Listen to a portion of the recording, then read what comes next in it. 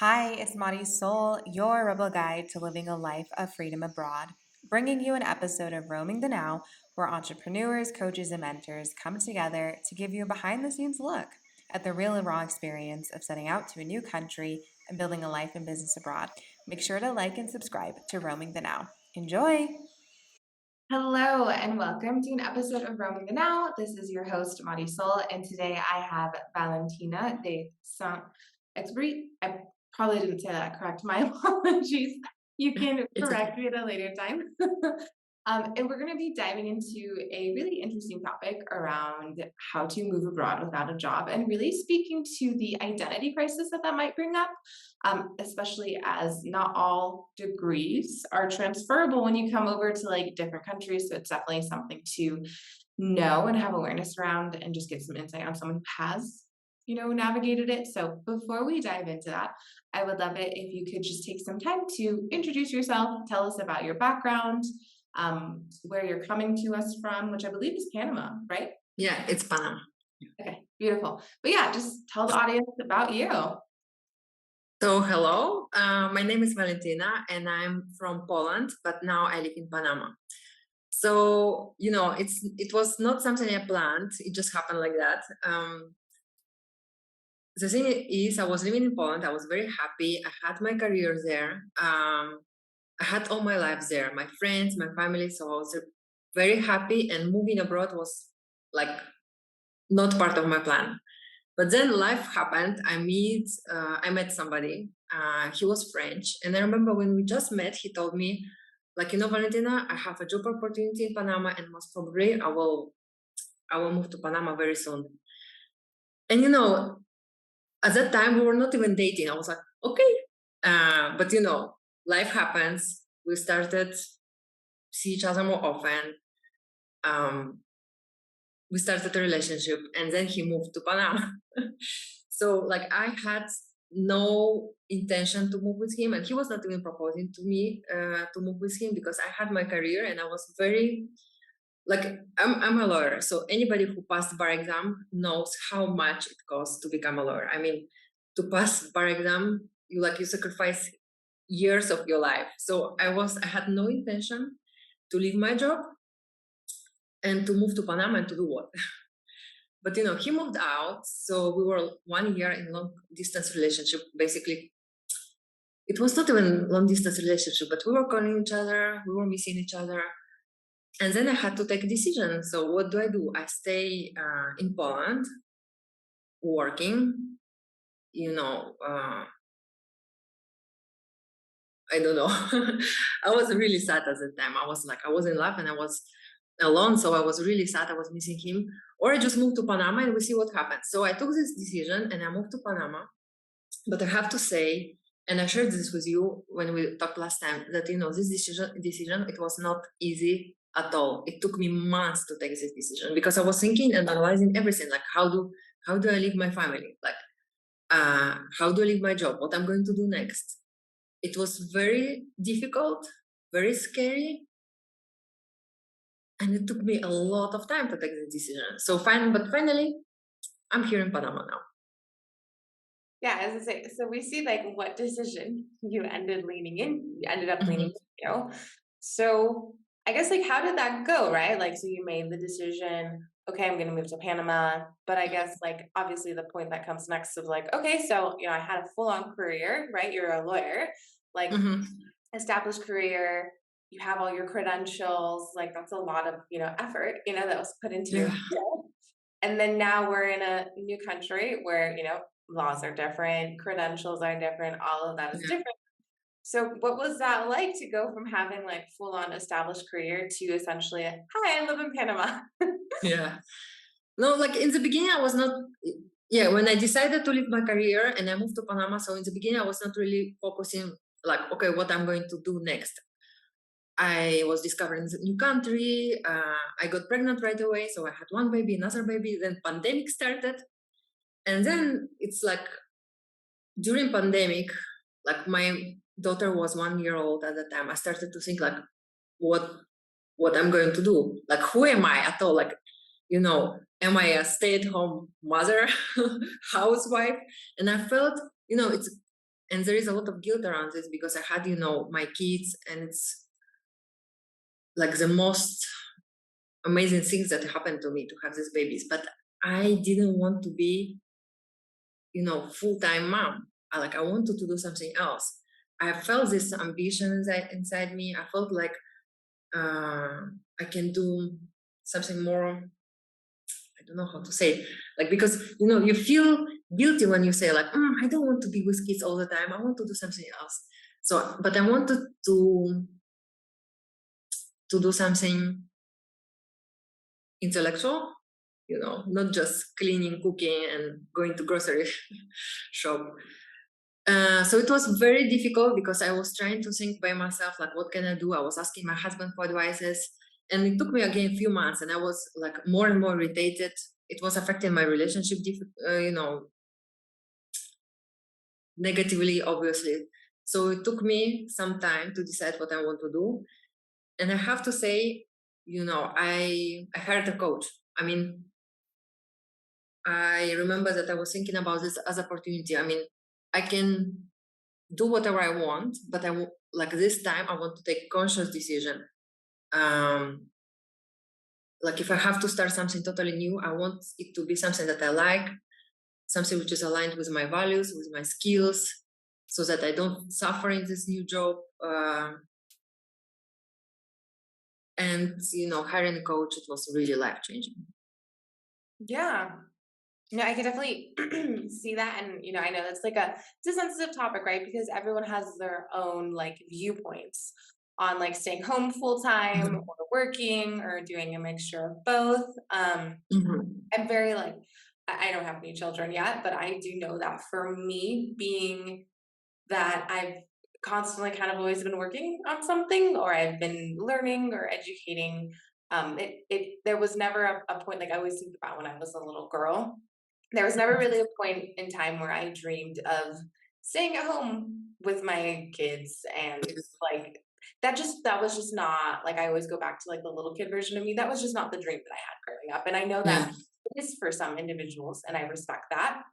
But for me, of I do course. know that if I were to do that, it wouldn't necessarily be the best thing for me. But that's just because I have a different viewpoint on it for myself based on the little childhood version of me than like the dreams that Yeah, she had. But yeah, it's definitely. really it's really valuable, right? I remember I had a friend who runs a coaching business, is getting ready to like create courses, and they're ready to have children.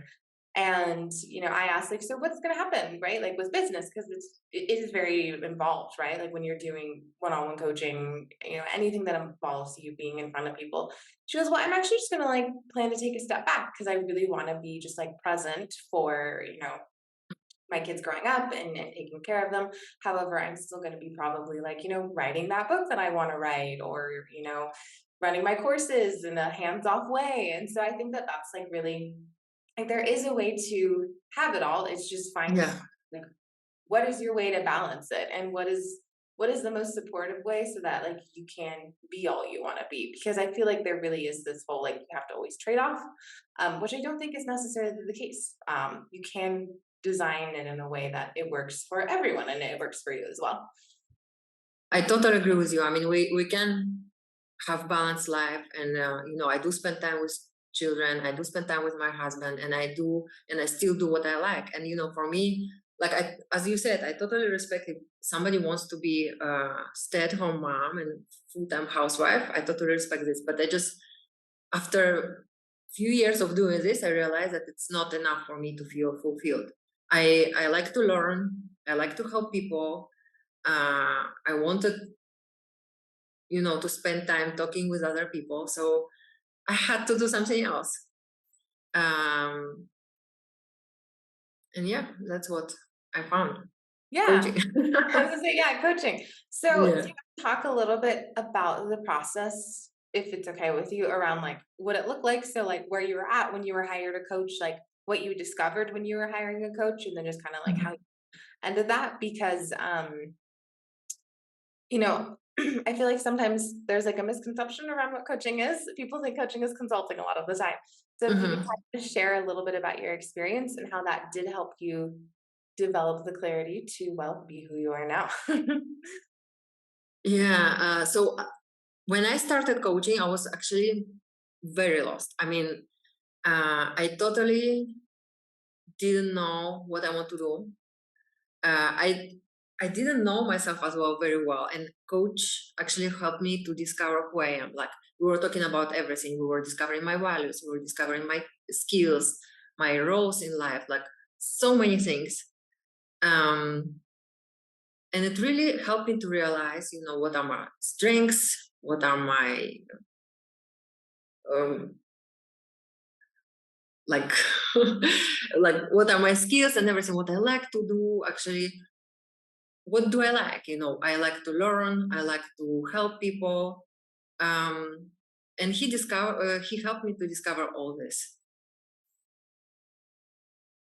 And I remember when I hired the coach, I told him right away that I want to find out what is my next step professionally. And I remember that, like, we had 10 sessions, and he never asked me, like, what do you want to do, like, what profession you have in mind. He never asked me this. We were just discovering like everything about me, but we were not really talking about profession. So after like 10, 11 sessions, like, I knew what I want to do. Yeah. As someone who used to coach on career, I remember having clients come and they were just, so what do I need to start researching? Or like, what do I need to start doing? Right. And like the way I approached it was more so, what do you enjoy doing? Like, it wasn't really about going right to the like external thing. It was more so like, you want a new role, you want to do something Hmm. next, but like, let's understand you as like a person and like what's working and what's not working. Exactly. And then from there, we can discover roles. And I think through that process, what was really interesting is I just like some clients had discovered they actually didn't want to change roles. What they had at their job was actually what they were looking for. And then, it was interesting to see that transition. But then sometimes it really was like it was time for a role change or it was time for doing something completely, different. And, in the times when like we'd go through the exercises and we'd get the clarity of like, well, this is actually what you want to be doing based on like, what you're interested in, what you want. It was really shocking to people. And then I wouldn't see them again because they were like, oh, like I'm actually not ready to make that change. But I think that, through coaching, giving yourself the gift of having the awareness, like getting some support and creating Exactly. can give you clarity of like, oh, this is actually the thing, but that's a little too overwhelming and a little too outside of my comfort zone. But at least right? Like at least you know what area you actually really want to go in or would Yeah. actually be aligned. Um, so that's always something that I found interesting with career coaching was just how people would react to when like we really finally found what they really wanted to be doing. But it was not through looking at job listings all day. Like Yeah. that's not how you Yeah. find Exactly. people. Exactly. You just discover who the person is, what they like.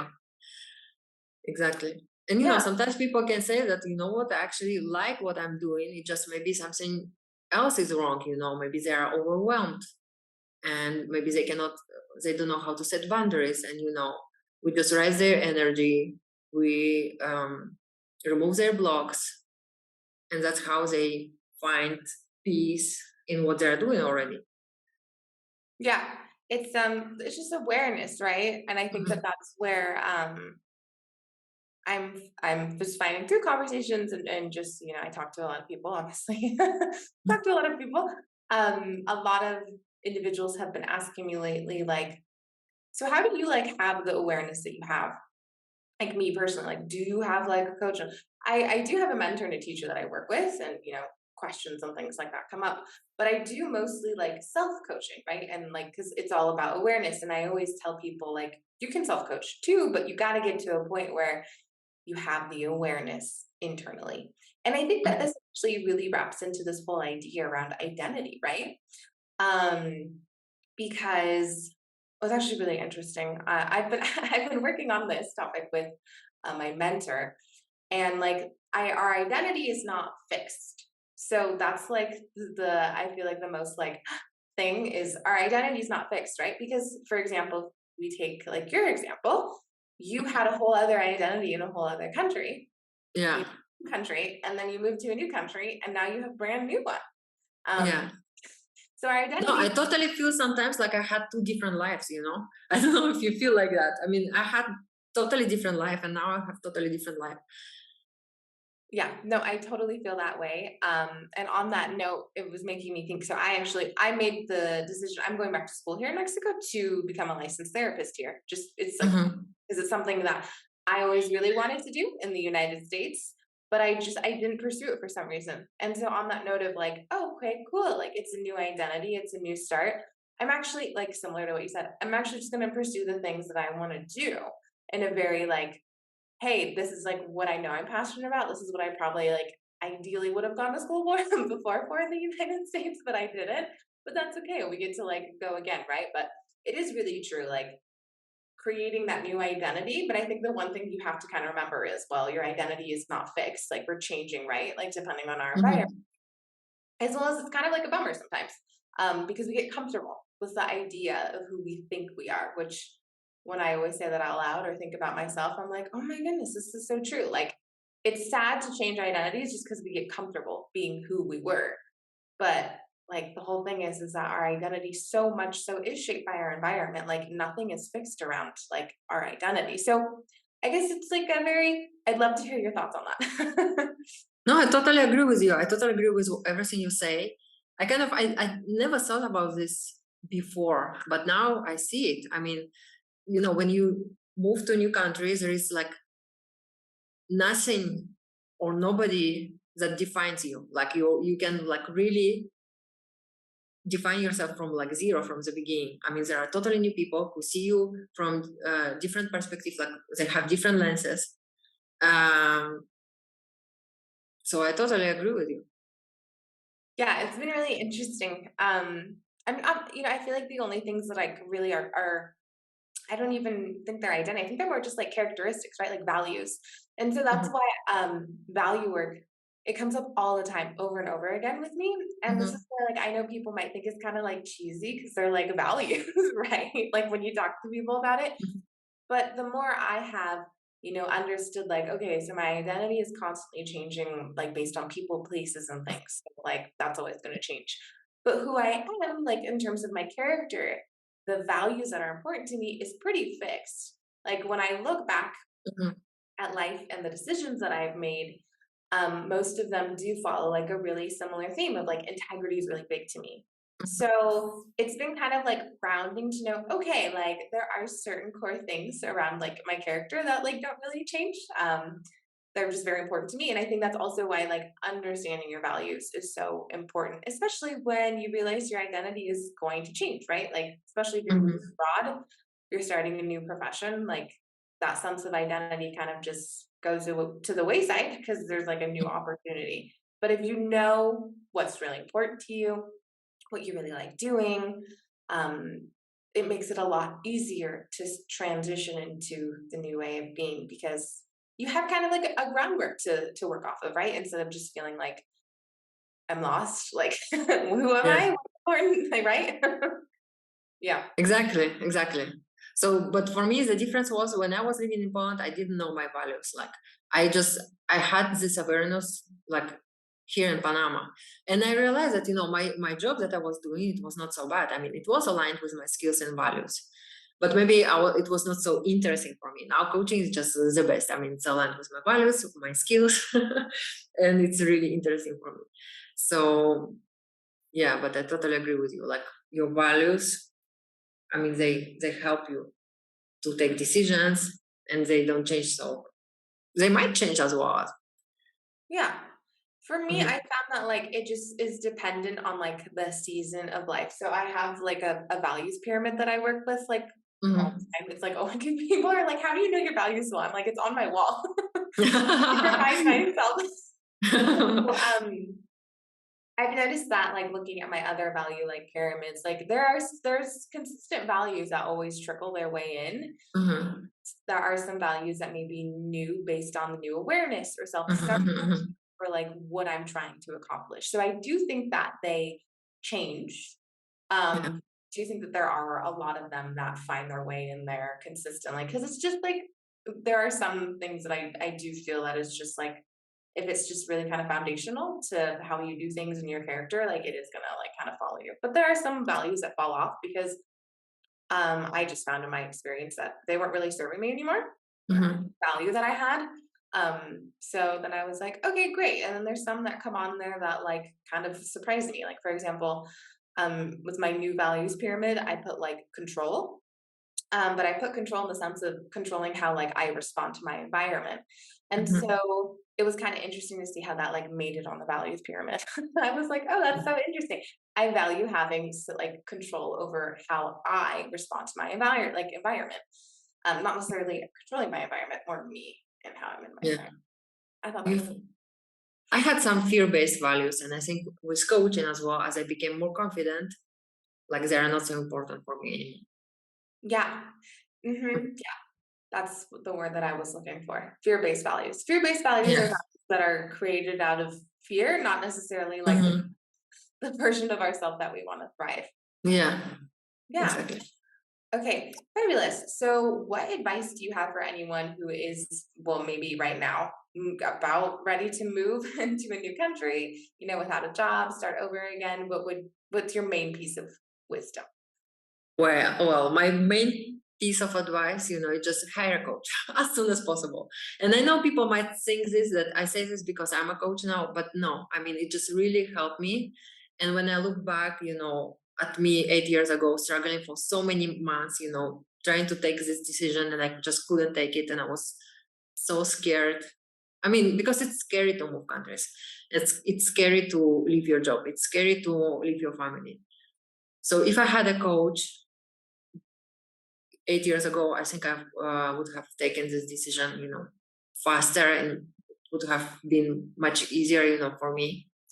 So yes, hire a coach as soon as possible. You will not Yes. regret.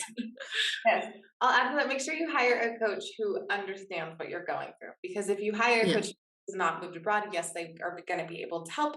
But like from what I've seen and just from a lot of the expats that I've spoken to, when you do have someone who understands what you're about to go through, it does make for a more, I would say, like enriching experience, as well as, for me, I've noticed that having mentor like teacher in my life who also is like coach has just been really helpful in terms of not getting so like confused. Also, if I probably were to go back, I did have a coach like leading up to like when I was moving.